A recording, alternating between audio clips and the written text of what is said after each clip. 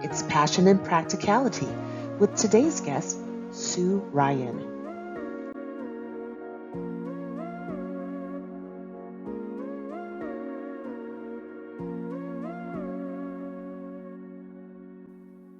My name is Sue Ryan. I am a proud 2015 graduate of Southern New Hampshire University's master's program, earning my degree in communications with concentrations in digital media and marketing. Today, I'm going to share 4 key questions I've learned to ask to build personal and professional brands and to keep the focus on for our brand over the course of our careers and our lives. The foundation of these is that ultimately with a brand, we want to provide clarity for the people who are working with us and getting to know us and finding us. And we also want to make sure we are building trust. So the foundations of everything are clarity and trust. When we're building the brand, we want to have all of the things we do create guideposts and guardrails for both us and our clients. Guideposts to light the way to how to find us, how to work with us, how to understand us, how to be successful, and also to light our path, and guardrails so that when we're tempted to, we don't veer off into a path that's not going to support the future and the success of our brand. The 4 questions begin with, first of all, who does your brand serve specifically? It's not just people. Who specifically does your brand serve? Who is your ideal client avatar?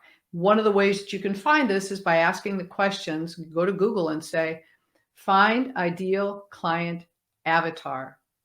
And they'll have a variety of questions you can ask. You want to get very, very specific about that because those are the words they're going to be using. It's what you're going to be presenting and where you're going to be showing up. So you really want to start with getting clear on that. And even if you're not completely clear in the beginning, and as you go over time, you begin to get more clear, you want to start with being as specific as you possibly can.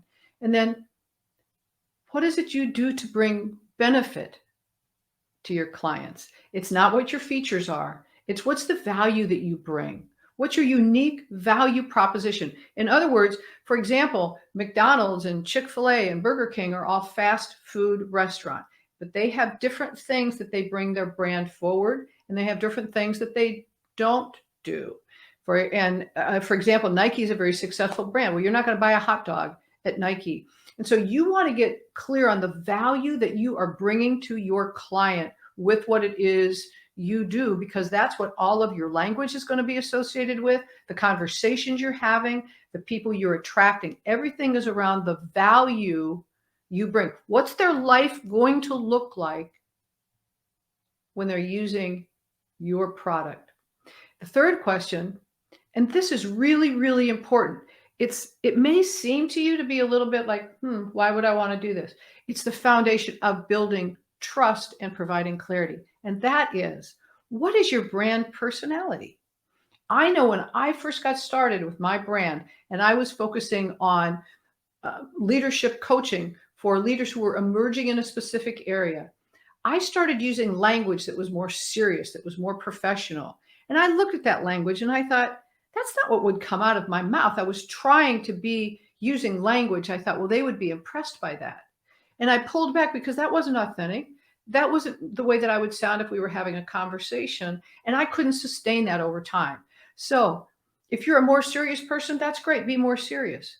If you're more lighthearted, be who you authentically are, because part of trust is authenticity. And if you have any place in your brand where you're not authentic, people will go somewhere else. They're like, that doesn't seem quite right. I don't trust them.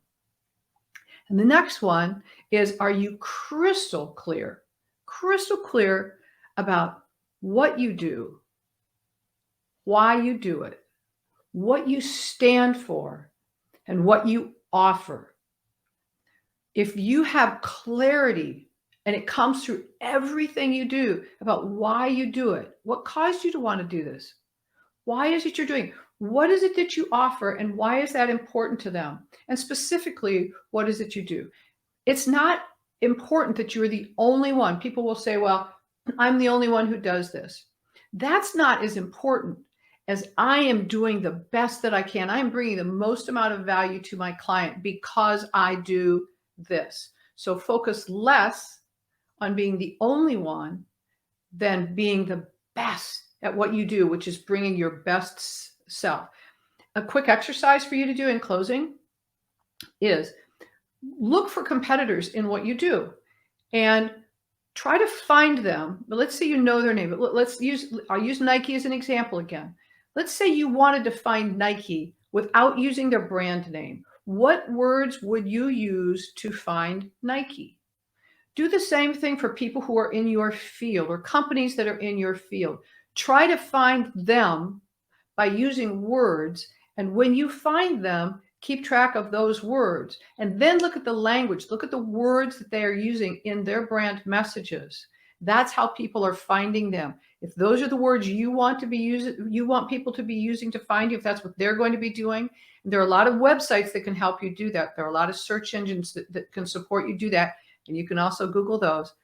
But try to find other people when you don't know their name, because in the beginning, people may not know your name either. And you want to make sure that you're doing everything you possibly can to help people easily find your brand, because then when they see it and it's clear and it's authentic and they understand what you do and they understand why you do it, they understand your unique value proposition, and you spoke directly to them, your ideal client avatar, you're using their language. They're like, she gets me, he gets me.